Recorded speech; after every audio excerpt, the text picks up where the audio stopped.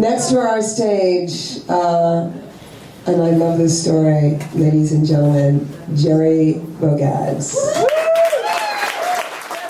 So it's been a real privilege doing this with my fellow volunteers at the Tribute Center and also with the fine folks from MOTH, so thank you. My story starts in a shopping mall. I'm in a shopping mall and I'm in a crowd of people. Seems pretty mundane really, but the shopping mall is in the World Trade Center complex and the date is September 11th, 2001. And I've just come down from the 82nd floor of the North Tower.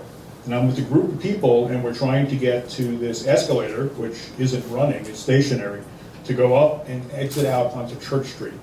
And I'm thinking about that exit. I'm thinking about crossing that threshold. And for the second time in my life, and when I do that, I'm going to escape from the World Trade Center under duress, because that happened the first time in 1993. So I'm making my way slowly up the escalator, and there's this sunshine beaming in from the outside, because it's this beautiful, beautiful day. Cobalt blue skies and incredible sunshine. And I see the door. It's a revolving door, but they had opened up all the panels. And I realized that once I cross that space, I'll have actually made it out a second time. And I do that. I do that. And in many ways, the journey is ending. But I'm outside now, and there are people yelling to get away from the doors. Don't look back. And that makes a lot of sense, because we know that there's so many people behind us that are still trying to get out. And if we all stop at the door, what's going to happen? So I walk about a half a block north, and I do look back. And I'm shocked to see that both towers are on fire. I only knew about one plane at that point. And I'm thinking, did part of the plane bounce off of the North Tower into the South Tower? How is this possible? But then I noticed where the fire is. And the funny thing is, I don't remember smoke, just fire. Interesting, because there was so much smoke that day. The fire in the North Tower seems to be down pretty low. And I'm thinking, my daughter knows I work up high in the North Tower. If she's watching this scene on television, what is she thinking? And that became my motivation. How do I get to communicate with her and the rest of my family that I'm still alive, so that they don't think that I'm dead? But I'm trying to think about where to go to do that. I mean, all the phone booths are backed up with people, and I did have a cell phone at the time, but I had left it back up on the 82nd floor, so that was out of the question. And I felt like I had molasses in my head at that point, because I just wasn't thinking straight. I couldn't come up with a place to go to find a phone. So I'm stumbling north, and I think of a place. Yes, I know this is the place I'm going to go. So I head towards Midtown, and as I'm walking, I have what feels like gauze around my face, because I'm just focused right in front.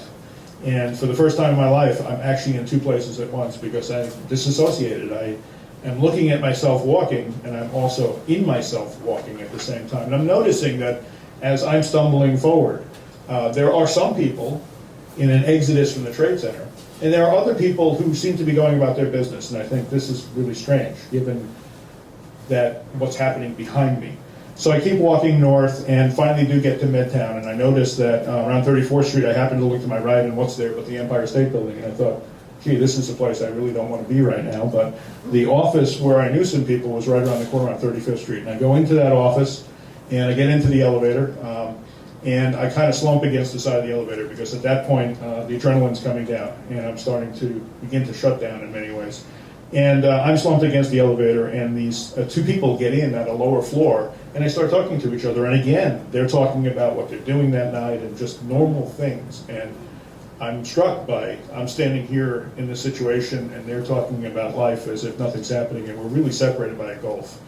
I get up to the floor where the office was, where I knew the people, and I walk to the door, and I pound on the door, and the director of the office opens the door, and I know her, and she's a friendly face. And that is an incredible relief at that point, given what the morning had brought. And I say to her something along the lines of, please help me, my family must think I'm dead.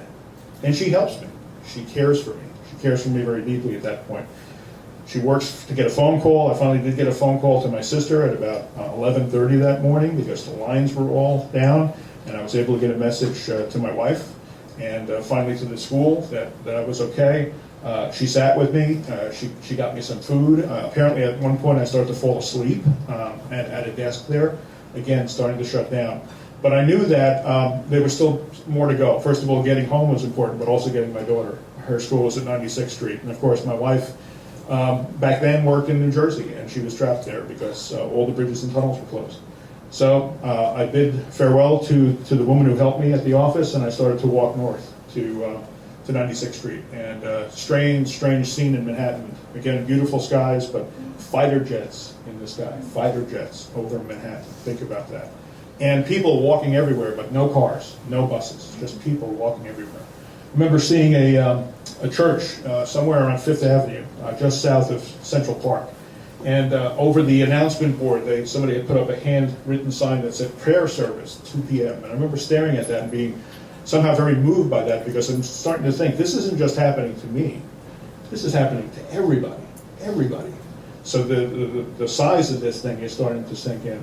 And I remember thinking about that sign a lot, being moved by it. I get to my daughter's school, and fortunately, she did not know. There was no time when she didn't know how I was. They had gotten word to her that I was okay when they told the kids that what had happened. So she didn't spend the morning in anxiety. And eventually, she came down, and I, try to not talk to her too much about it because it's a very anxious time. But the lower school director did come to me and said, we're having a meeting with the teachers after we get the kids home, and can you tell us anything that would help in that meeting? And I remember opening my mouth and nothing came out. I had no idea what to tell her. And then finally I did say something like, well, I just know that there are a lot of people that were getting out, and that's important. But it was a type of question that totally flummoxed me. Anyway, long story short, a neighbor was in Manhattan that day and had the presence of mind to track me down. And again, being cared for.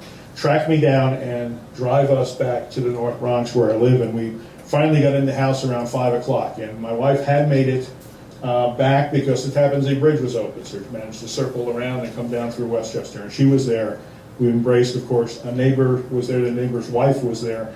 And my daughter runs in and starts to turn on the television, and this was just not something I wanted to have happen. So I remember shouting, no! And I didn't want to see it, and I didn't want her to see it. Finally, I went upstairs thinking that I must smell like that horrible smell that was there the whole time in the Trade Center, that horrible jet fuel and burning. And I sat down on the bed and was kind of smelling my clothes and realized I didn't really have a smell, and then I just lay back, and I was just there, a really altered state of being. Wasn't asleep, wasn't thinking about anything, my eyes were open, just there, blank. So 12 years later, that journey is still continuing in so many ways, and still walking away from that doorway, from that threshold, from that event. And in many ways we all are, and particularly the people who were very close. Kind of set us on an altered timeline, and we never would have even met each other hadn't been for that, many of us. And that altered timeline continues and will continue. And I think we're all living that altered timeline, and we're realizing things, and we're working with each other, and we're working with others in a different way as we walk away from that event. Thank you very much.